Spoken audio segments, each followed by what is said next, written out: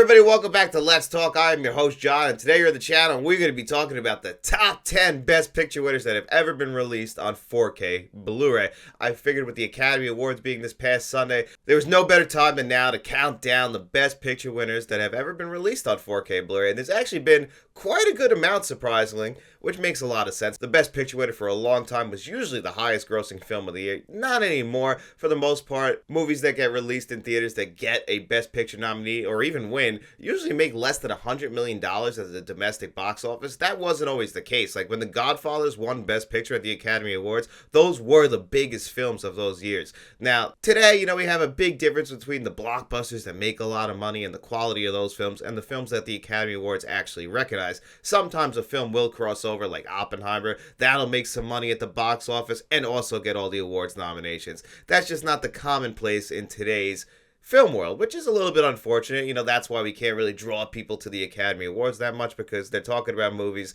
that the mainstream audience doesn't necessarily know. Now, the cinephiles out there, yeah, we know those movies, and we also know that the Academy Awards aren't the word of God. Like, that doesn't necessarily mean that those are the best pictures of that year. In fact, the Academy Awards probably gets it wrong more than they get it right. But as film fans, we just love the Academy Awards because it's like our Super Bowl. It's like seeing the thing we love most getting the recognition that we think it deserves, even though it's kind of wrapped up in this political bullshit that is the Academy Awards. But still, it's fun for us, and the way I like to do my list here is I like to make like a big cosmic jumbo. So it's not just the film quality, it's not just the audio quality or the extras. It comes down to all of that, and also how I personally feel about the film. So even if the disc is like the greatest disc ever, if I don't really run back to that film that much, it's not going to make my personal top 10. So this is a very opinion-based list, but also I like to throw the facts in there to help mold my opinion. And without further ado, let's start this off with number 10.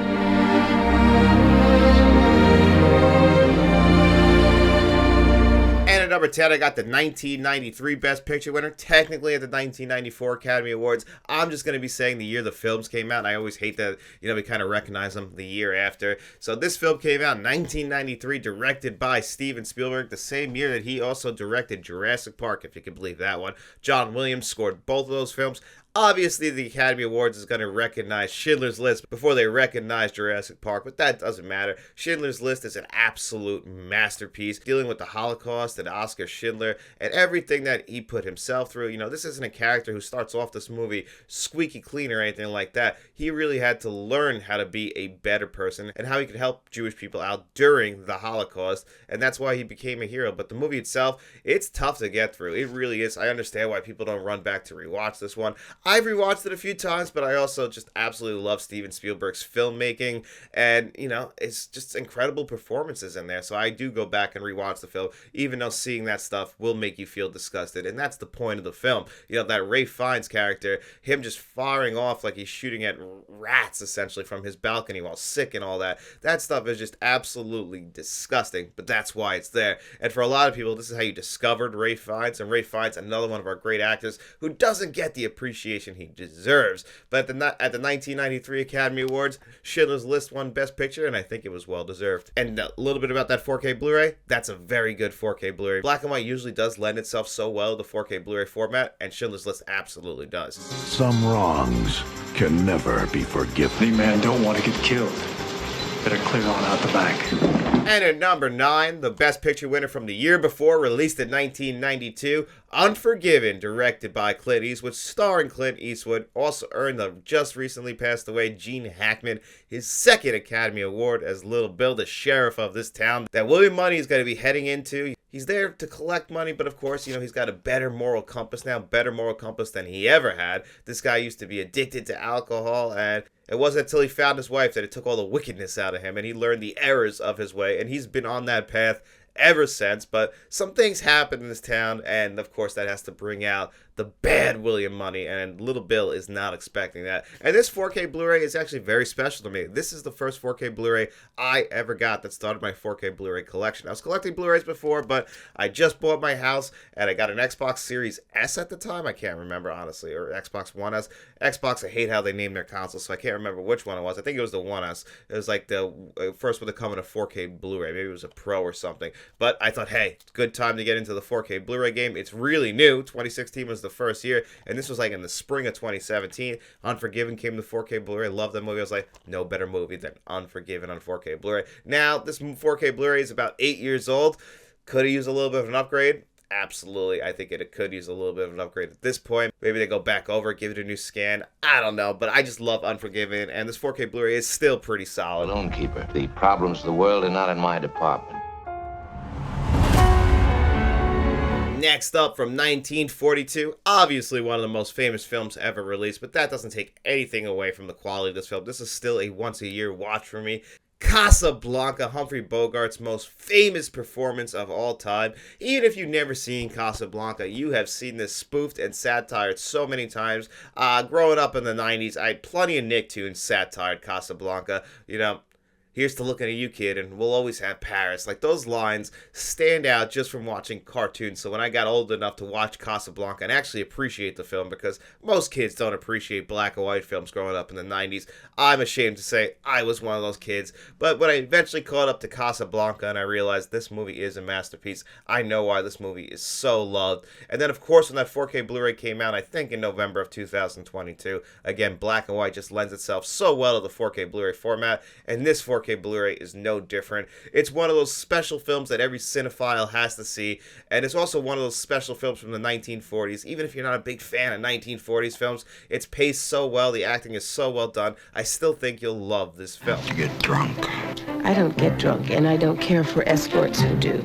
You're just gonna have to trust me about it. And at number 7, I realize this is probably not going to make many people's list, but this Paramount Presents 4K Blu-ray for Terms of Endearment is actually really good. It's not a 4K Blu-ray that's going to knock your socks off, but I've always been a big fan of Terms of Endearment. James L. Brooks directed this Best Picture winner. It stars Shirley MacLaine, Deborah Winger. Shirley MacLaine, I'm pretty sure, won an Academy Award for this, and so did Jack Nicholson. He won Best Supporting Actor. That was his second Academy Award at the time, and the film obviously won Best Picture.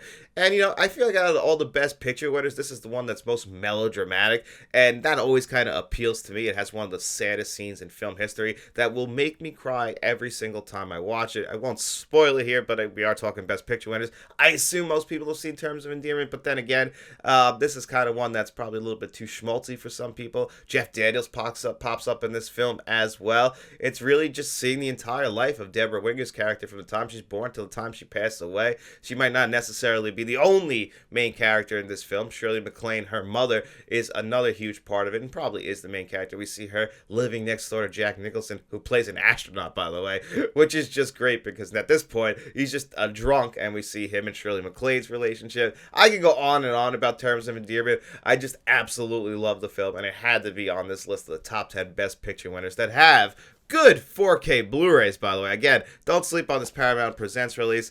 It might not be a 10 out of 10 transfer, but it's still a pretty good one. She'll have to match wits. I'll help you catch him, Clary.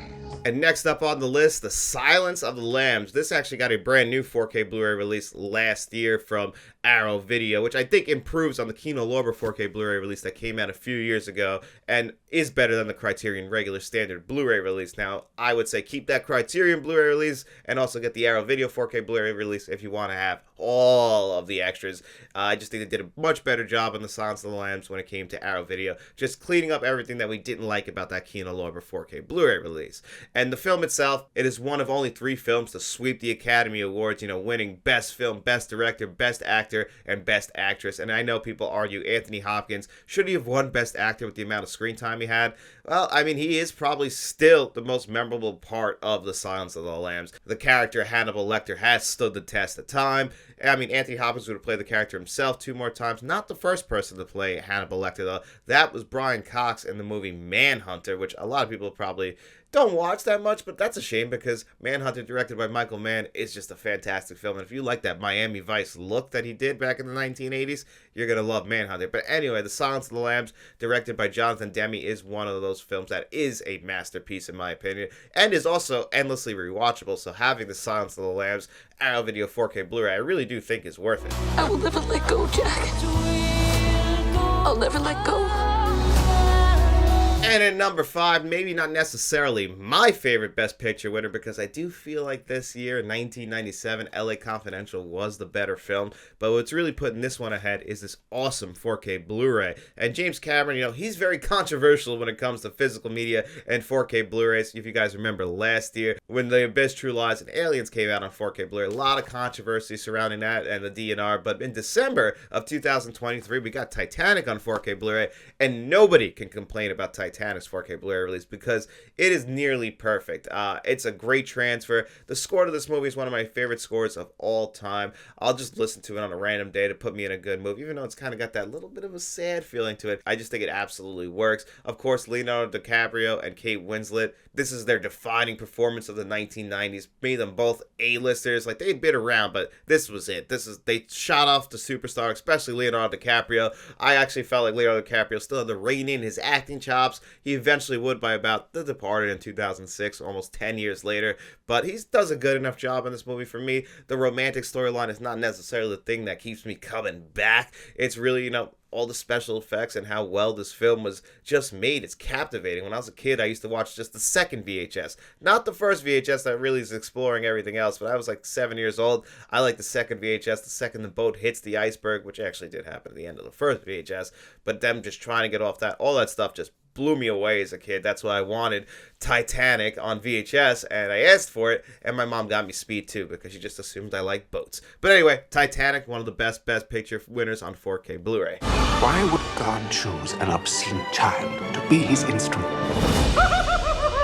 And maybe a little bit of recency bias here, but I was blown away by this Warner Bros. 4K Blu-ray for Amadeus, the theatrical cut, everything we've been asking for years. The director's cut was the only cut available, which I felt like was a much weaker version. Add 20 minutes to the film, but the theatrical cut is an achievement in editing. And unfortunately, the director, Milos Forman, it is his film. He wanted to add those 20 minutes back in because DVDs at the time, you had that ability. The problem was they didn't give us the theatrical cut because they used the actual negative, kind of fix this together and give us that director's cut. Luckily, Warner Bros. Came out and gave us this for its 40th anniversary. I did make a mistake. I just want to point that out. In my review of Amadeus on 4K Blu-ray, I said that this had Dolby Vision on it. I even checked on Blu-ray.com before I did it, and they said it had Dolby Vision on it as well. And this would explain why when I watched the film that, the Dolby Vision and the HDR10 looked identical to each other, because there was no Dolby Vision.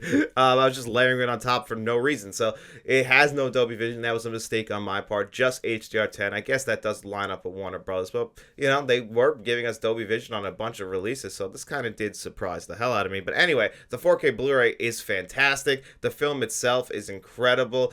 Tom Hanks and F. Murray Abraham both were nominated for Best Actor that year at the Academy Awards, the 1984 Best Picture winner this was, and F. Murray Abraham pulled it out. I don't know if I would have gave it to him over Tom Hanks, given F. Murray Abraham probably, he's doing the narration. It's his character telling the story, which of course makes him a little bit of an untrustworthy narrator, right? It's only from his perspective.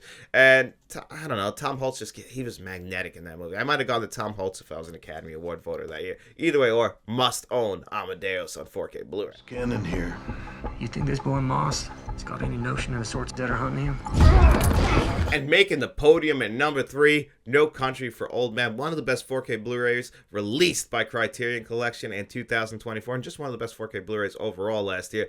I said that this, nothing on this 4K Blu-ray hits a 10 out of 10 in the visuals, the audio, and the extras, but everything is right there in that 9 out of 10 range. So it's just overall a almost perfect 4K Blu-ray, a great package. A film like this, which a lot of people would argue this and There Will Be Blood, which is the better film from 2007, both filmed in the same exact area at the same exact time. Both have just huge performances in there. Javier Bardem won the Academy Award this year as Anton Chigurh, and then of course, a lot of people feel like Daniel Day-Lewis in There Will Be Blood is another one of those masterful performances, which it really is. And just being filmed at the exact same time is pretty crazy, having a very similar look to them. But No Country for Old Men, it gets the edge for me. It's not my favorite Coen Brothers movie. It's still number 2 behind Fargo, but I still think the movie is an absolute masterpiece. And of course, you have to pick up this Criterion 4K Blu-ray. Why? How about because this is the most important thing to ever happen in the history of the world? And then at number 2, last year's Best Picture winner, and I thought this Universal 4K Blu-ray was phenomenal when it comes to visuals, the audio, and the extras. We get the IMAX enhanced scene. We get everything you could ever hope for on this 4K Blu-ray disc. You know, even getting documentaries, looking at the making of the film, and then of course the film itself. I saw this in theaters twice. I've watched it 2 more times since. A film for over 3 hours long. It still holds my attention the entire time because it's an achievement to Christopher Nolan and his filmmaking style. Everything that he was doing leading up to this was him just getting prepared to make Oppenheimer his magnum opus. And I love Interstellar. I saw The Dark Knight in theaters 9 times. Given I've cooled a little bit on that, I wouldn't put that like in his top 3 or 4 films anymore.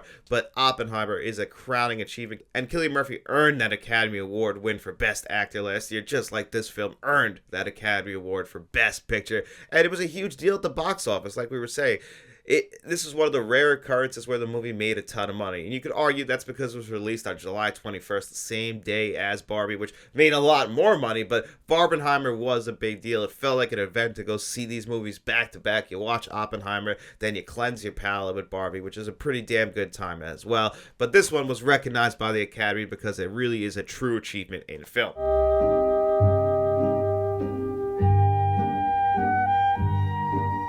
And then at number 1, I got a tie, The Godfather and The Godfather Part 2. Because not only are these 4K Blu-rays great, but The Godfather and The Godfather Part 2 are one of those rare films where the 2 films themselves are both 10 out of 10 masterpieces. Arguably the best films of the 1970s. The character arc of Michael Corleone is the greatest character arc in film history. From the first time we see him in the first Godfather film as the squeaky clean Marine who, you know, he even says it, I'm not like my family, Kay.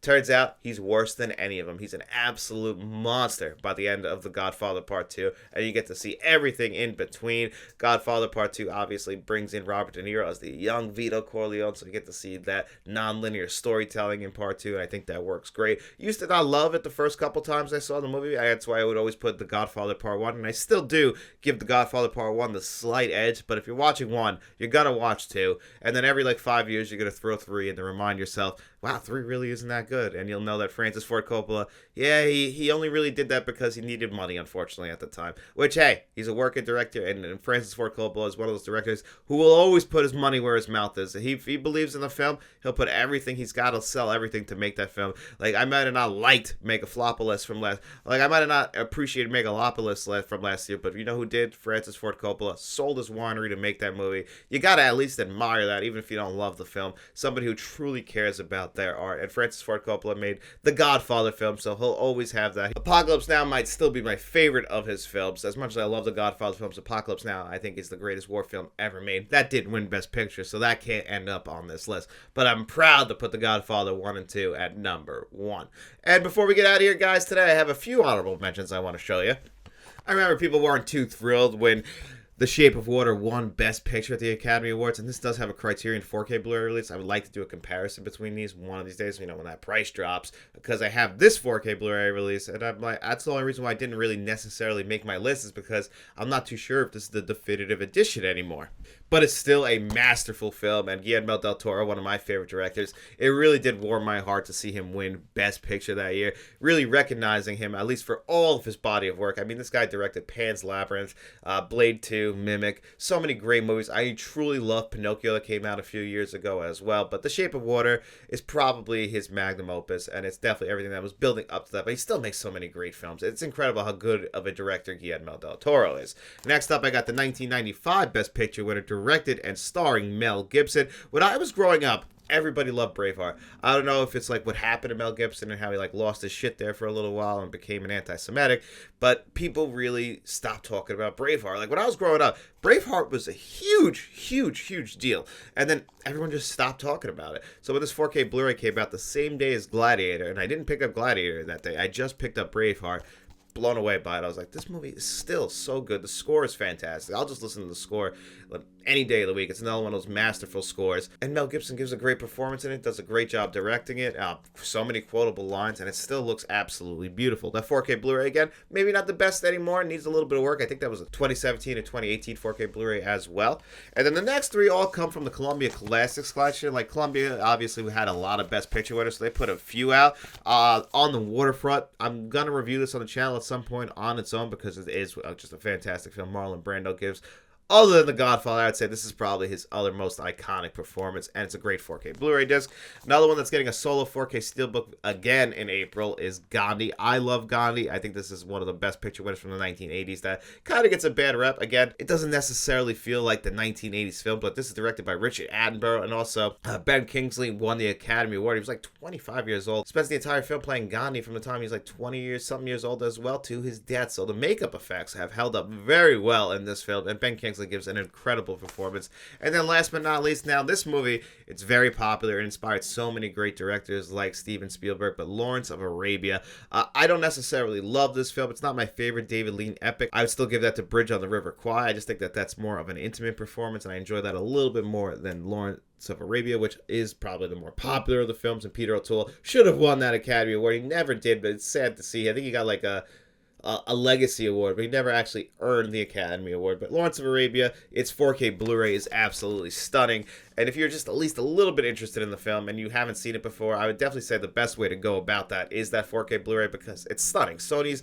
Columbia Classics releases are incredible. All the discs are great. I can understand if you're not really too interested in every single film that's released. That's why I wish they would release them solo so people could pick and choose and not have it locked behind a paywall.